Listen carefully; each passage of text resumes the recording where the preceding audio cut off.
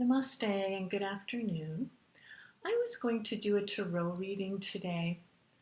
Guruji gave me this wonderful deck of tarot cards that she uses in her tarot readings, and I'm just so happy to obtain them. And I told her I'd give them a try, so why not today? And these are the Morgan Greer Tarot. Is that right side up? I don't know. But anyway, this is the box.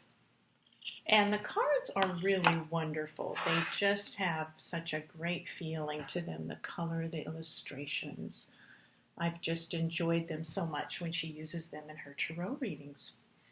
And today I was going to do a reading. Actually, Guruji and I did some of the tarot readings way back years ago, not for very long. And we had a certain type of reading that we would do, which I just really liked. I was going to go ahead and use that today and see how that feels. The other deck that was chosen today, usually, in these tarot readings, at least the ones that I've done more in the past, we have used, and this is again from talking with Guruji, more than one deck, which just enhances it, gives it a little bit more of a fullness.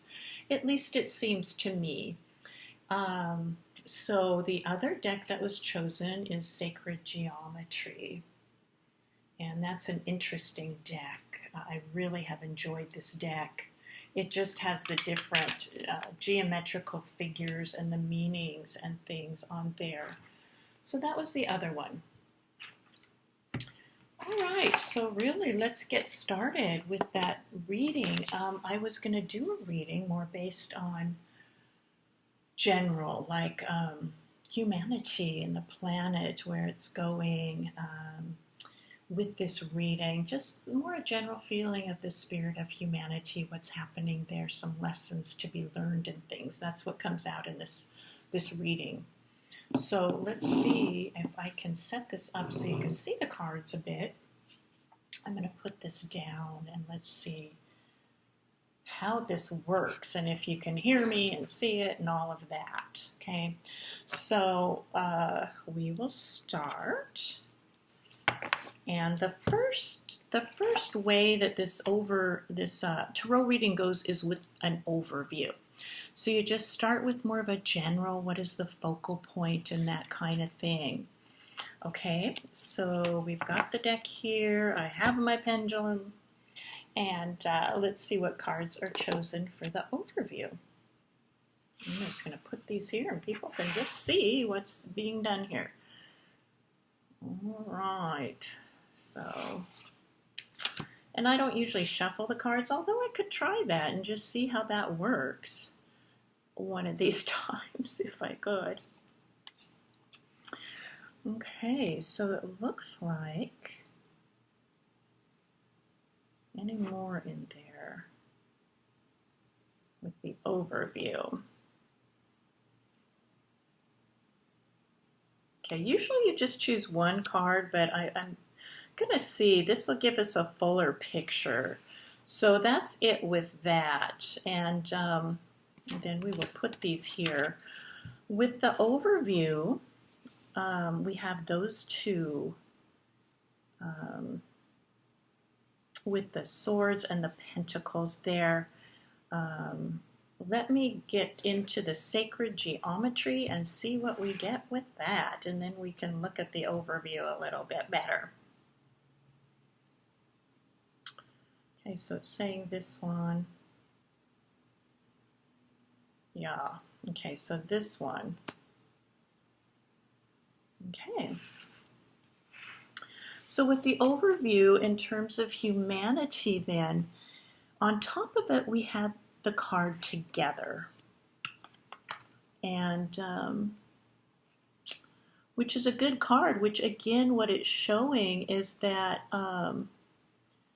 again, you can see all that is connected there. In terms of humanity, we've really got to start working together as one whole. And that's what I'm getting with that card. That one was the overriding card, which is the most important one. Okay, so that's the overview of this reading on humanity in terms of spirit working together. And underlying it, we have the Pentacles, again, which has to do with work, making money.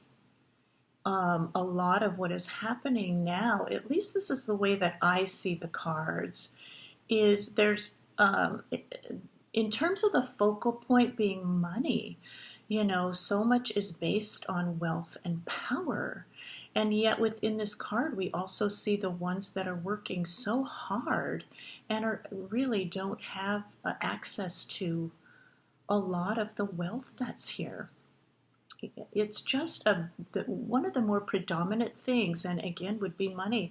And then looking at this, and this is again the way that I'm reading the cards, looking at it. Someone else may read it differently, but what I see with this is more of someone, a certain group or some people just taking away the power, holding it, whereas others, that's it's just not an equal balanced thing. Okay, so then here we go. We've got more the money, we've got the predominant thing as being working together. So that would be the overview. And then we will move these aside. And the next one is what is consciously known? What is consciously known for humanity right now? Okay, so back to the Morgan Greer cards.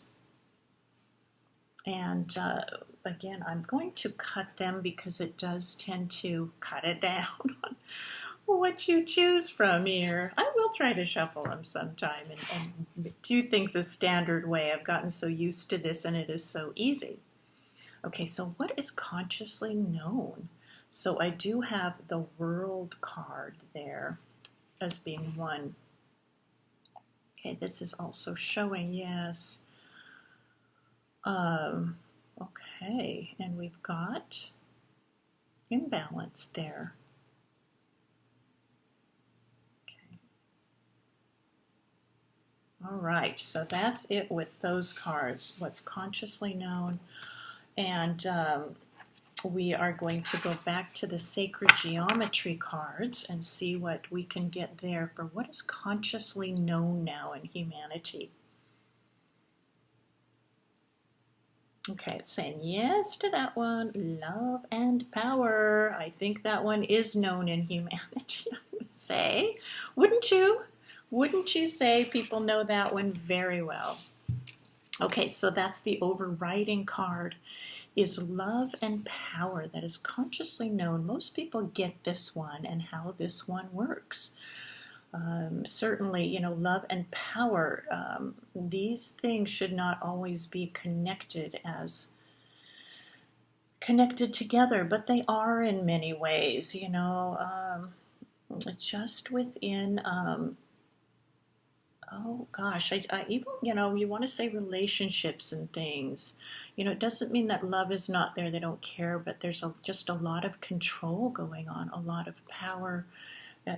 People even doing it in the name of love and caring, wielding power and things. They think that that's what they're doing, or they say on the surface that's what they're doing for, or making certain actions. But actually, there's a lot of control and power, wanting power behind it.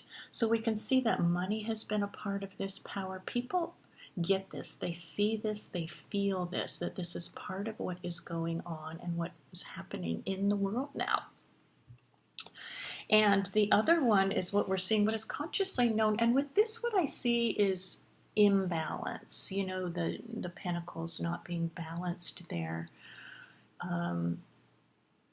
There's a journey behind him that he's not seeing, the ocean and things. He's looking in this direction, and more what is there is this imbalance. Okay? And that movement, that has to do with journeying forward and things, and that beautiful open sky and things is behind him. He's not looking at that. So this is part of what's consciously known for people too, is they are feeling this imbalance now. The Pentacles has to do with money too, or wealth and things. Okay, these things are very much not in balance now in the universe. And then we have the world with all of its dynamic and all of its phenomena here. The animals are there, the people, and really, the leaves, nature, all of that. The world is there. I mean, people see it. They know they're in the world. It's just, and worldly things, phenomena, attachments, these kinds of things are also very well known. Okay, so that's what's consciously known for humanity. So we have the focal point, what's consciously known, and we're going to just keep moving on. The next one is subconscious. Okay, so what is not so consciously known for humanity right now? I hope this is working out okay and you can hear me. I really don't know, but we will find out. I'm going to move this candle there. Okay, so what is still, is what's more underneath things that people are just not as aware of. So this part is no. And this one is yes. So, okay. So this one has to do with fantasies and dreams. Okay, so we're going to put that there. Okay.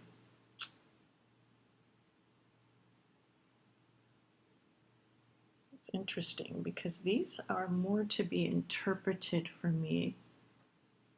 Okay, so this one, it looks, again, more like, and not being so familiar with the tarot, what I'm seeing in this card is, as you can see, there's darkness, there's sorrow, there's loss. There's loss. Okay, so we're going to put that there. See if there's any more. Nothing more there. And we will go to sacred geometry. See if it's, maybe I don't even have to cut them. There we go. That one might work. Expansion, Sri Yantra.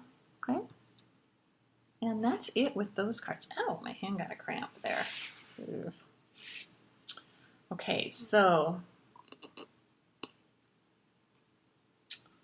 what is not so consciously known right now would be this expanded state, the Sri Yantra, which again is the Shiv Shakti imagery, really has to do with consciousness, pure consciousness, and the way that Shakti moves outward. You can see how everything is connected as one whole. We have the lotus underneath that purity. Okay, so this is not so consciously known in humanity right now, I would say. Okay, the other ones, the way I interpret it, at least with these things, the fantasy and the loss is the grieving. Okay, it just more has to do with people, not seeing that this is a dream they're in. A lot of this suffering and these fantasies are dream-like states, and so they are not working like to this Sri Yantra to get those things cut through, to look deeper. Now, I don't want to say all, but again, this is the general feeling of humanity. They're pretty lost in those dream states, again, and not, they're not in this space so much, this Sri Yantra, this purity. And again, it's just the overall feeling that, more are just attached to these things. And so they're not seeing that this is a dream, to rise above it. So this is what is not so evident, let's put it that way, in humanity. We're not feeling it as much as an overall, like this is the way that the masses feel this way, rising above it, working towards it, overall feeling. Okay, so that's not what's so consciously known. And then we have the lessons to be learned. Okay, so here we go. Lessons to be learned for humanity. This is saying yes to this card. Oh boy, okay, so this looks like a harsh card. You can see the armor is on him with the knives there. That looks pretty hardcore. It looks like there's a lot that needs to be still cut through, I would say. So we'll put this one down as one of the lessons to be learned. Cutting through those armor, cutting through those shields, that sense of protection, that isolation. And you can also see some leaves there. It just has a very, like things are at a standstill. Yeah. So that would be one of the lessons to be learned. Let's see if there's anything more in these cards. Not in this deck. And then we're going to get the Sacred Geometry. And again, we got a Sri Yantra, which is interesting. Okay, so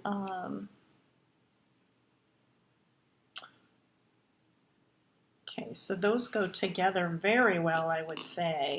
Again, we're looking at, the lesson in coming forward, in going deeper, in opening up, in allowing, exposing the mind and things to the light, to have that cleansing be done. I mean, this is a big lesson, and you can see where this one is. Very much stuck in that armor in a whole different space than where this is. So there's a lot of work to be done, a lot of lessons to be learned there. So that is that. And then the other one is coming into play. So what's coming in next? What's going to happen next?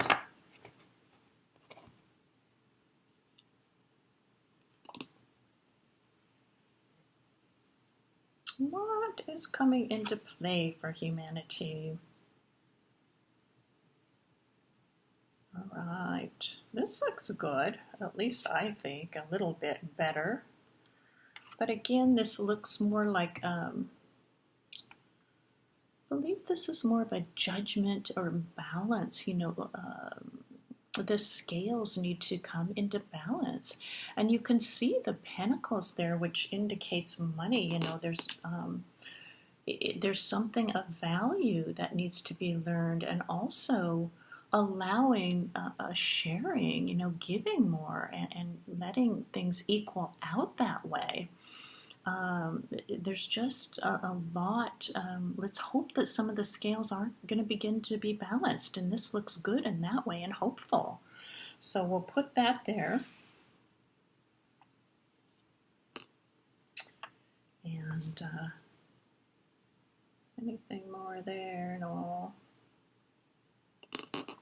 Okay, so that gets moved, and we go to the Sacred Geometry for lessons to be learned. See if we can go right to the top. It looks like it. That works. Okay, so DNA. It's a good card, and nothing more there. So the DNA, interesting. I really, when you look at this card, you can see the dance of Kundalini in the DNA, and the way it rises up, and also in the background, the spinning, spinning mind. And in the forefront, you have that ladder, too, in the DNA to be climbed upward more towards higher consciousness. Of course, the DNA represents that genetic makeup. And what I see with that is how so many people, are being divided because of their color or the way they look, or what their height is, how they speak, if they have something different, if they have a disability, which has to just do with genetic makeup, and nothing that is can be changed there. And so that's part of what needs to be broken down in terms of towards this higher consciousness, and that would be one of the lessons to be learned that I would see in this as well. So the balance coming into play, more, that higher consciousness moving out of that spinning mind, and, more acceptance, that kind of thing. So it's saying that now, also because of many people's heredity, whatever their family is, they have money, they have wealth, and many times they're the ones that are in power just due to being in that family. And, looking at that, and breaking some of that down. So let's hope that some of this is coming into play. This is what it's saying. It looks hopeful. Okay, so we'll move on. And so coming into play, and this does have, this is also, so what is to be learned? I feel like we already went through that. This is the other one, is what are our guides helping us with?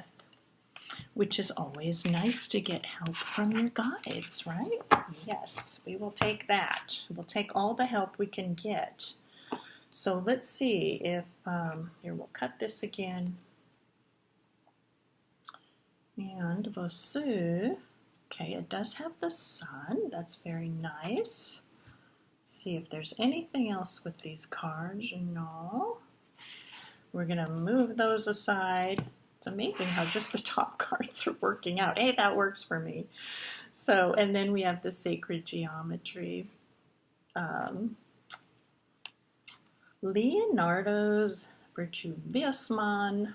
Interesting card as well. Okay. We've got another one here too. Triangle. Okay, so we're going to put these aside, and this is what our guides are helping us with. And with this one, with the sacred geometry, I am going to read the triangle card. This geometry is actually really interesting in terms of whatever it represents in terms of spirit. I find it to be interesting. So we will read that. Triangle, Trinity. And again, this is what our guides are helping us with. Okay, many things come in threes, beginning, middle, end, mother, father, child. Cosmologies of many world culture view existence as having three levels. They teach us to access our lower selves through our connection with Mother Earth. Next is the quest to know our middle selves in this physical form. Finally, we communicate with our higher self, seen as coming from beyond, often from Father, Son, or the stars. This synthesis of body, mind, and spirit brings balance, strength, and completion to our human experience. Drawing this card denotes movement towards strength and completion. You are moving on a life path that puts you in touch with the synthesis of the elements of growth, joy, and freedom. Wherever you are on that path, take a moment to acknowledge the progress you are making and renew your resolve to act in accordance with that which strengthens and assists in you in enjoying and fulfilling your life's purpose. So that's a very nice card in terms of what our guides are helping us with. The other one is Leonardo's Virtuous Man. Okay. 32. Let's see what that has to say, because that's a really interesting card. So just a second here. Okay, Divinity of Humankind. This is the only art in the deck I did not create. It is included because virtually everyone studying sacred geometry sees it as a key to unlocking a cosmic code about our humanness. Leonardo da Vinci's drawing contains the entire system of sacred geometry, including the golden proportions of phi, the mechanics, or pi, the mechanics of the human energy field. The Merkaba can also be extracted from this drawing. Choosing this card indicates you're in search of an ideal, perfection, though elusive remains your quest. Beyond simple perfection, you seek universal truths and their relationship to your present life situation. What are you looking for? It may be the perfect partner, the perfect job, the perfect living situation, the perfect body. Sacred geometry demonstrates that the ideal exists at all levels while allowing infinite variety and form.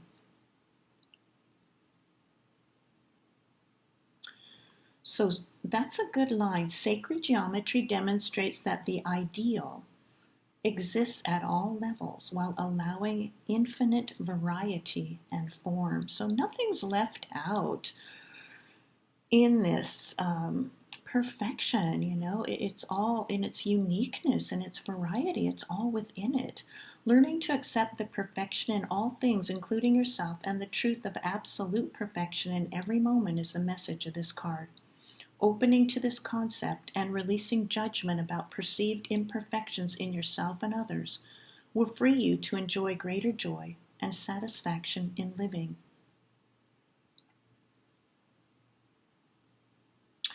There is a reverse to this card, which is interesting. And that's something too that has to be looked at. Chaos and imperfection appear all around you. This is the viewpoint you have chosen.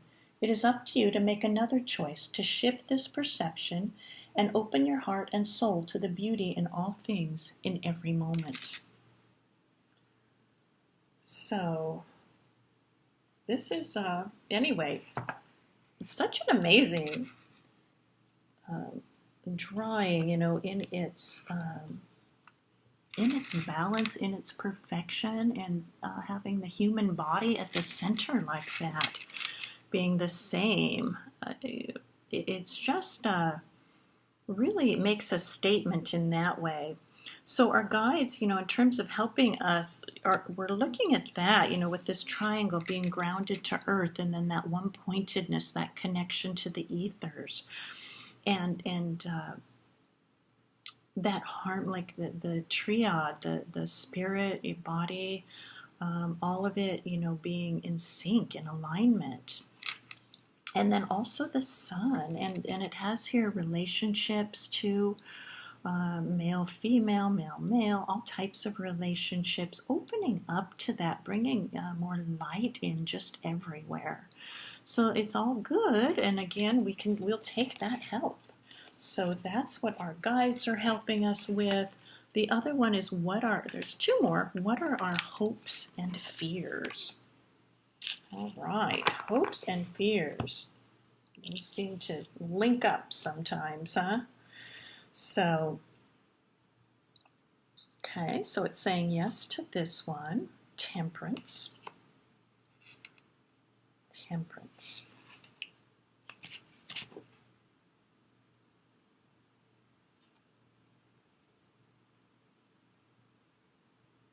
And we've got the High Priestess. Okay. So, again, we're looking at the hope of just bringing in more temperance. We see the High Priestess there, and that it has a lot of strength, a lot of sturdiness to it. You can see the crescent moon there, the connection with the cosmos, and it's just, I don't know, what is in her hand, it just has to do with, keeping that strength, that balance, that connection with the cosmos. And that's, I'm sure, the hope of most people. You can also throw fears in there that may not happen, or people are afraid of change. Temperance, bringing in that temperance. Let's start bringing that forward as well. So we've got that, and then the sacred geometry. I am just scoring when these things are right on top that are perfect. Seed of life, okay? So these are also one of the hopes of humanity. We do have seed of life, and we will see what that has to say. Seed of life. The seed of life shape is 6 circles or spheres that complete one full rotation around one circle or sphere.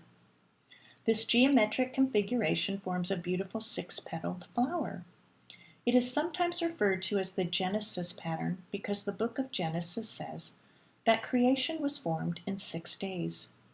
The seed of life is a key to understanding the expansion of new energy information, and light as it enters consciousness. Pulling this card marks the beginnings of change in the progression of your inquiry. You have left the security of the center of home, of the known, and you are seeking a new way of looking at the world. In so doing, you have begun a pilgrimage that will lead you to greater understanding of who you really are. Yours has become a path of a seeker. You are beginning an adventure that may become the passion that will fuel your life's work. There is much information entering consciousness at the same time. Listen to messages from your higher self, and especially take notice of how synchronicity is at work in your life. Pay attention to what attracts you. The more you tune yourself to the workings of spirit, the more you will be led to discover what you need to know to create your dreams and visions. Take heart and know that you are at the beginning of an exciting journey towards self-actualization. Okay, so in that, and paying attention to spirit, a lot of that just has to do with spontaneity, with syncing up with that universal life flow, that pure consciousness, and letting doership go. So that's really it in so many ways, because people can get pretty mixed up with that sometimes in the law of attraction, and I'm going to make this happen and manifest. Really what that is just, moving with the life below, in letting down your guard, opening up, allowing these kinds of things. Okay, so this is the hopes and fears, and that sounds good, that people are hoping that things do make progress, that there is a different vision coming in. And that, that strength and that temperance, there could also be a fear that maybe nothing will change. Of course, things always change, but how is it going to change? A feeling of helplessness in there for people now, really. It's hard to grab onto these things sometimes. So, but keep the heart open. It looks good. It looks like there's a lot of hope in here. Okay, so, and the last one, last but not least, is the direction. So it's just kind of a sum up of the whole thing. What's the whole direction of this reading?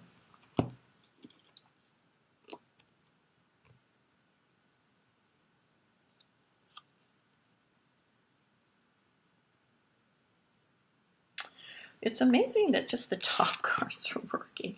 Thank you, Pendulum. I am just amazed that that's the thing. So, okay, so we've got those two there. And top card again. Okay. Top card again. Are we lucky or what?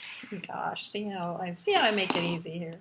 So anyway, the direction, and these all look good and interesting. Okay, so the direction, Ace of Swords, a new beginning. Okay, so we just beginning. The Ace is beginnings. You can see the flowering there. Moving towards that. And the crown, winning the crown, something higher up. The crown sits on top of your head, so that means a lot higher than some of these lower vibrations going on.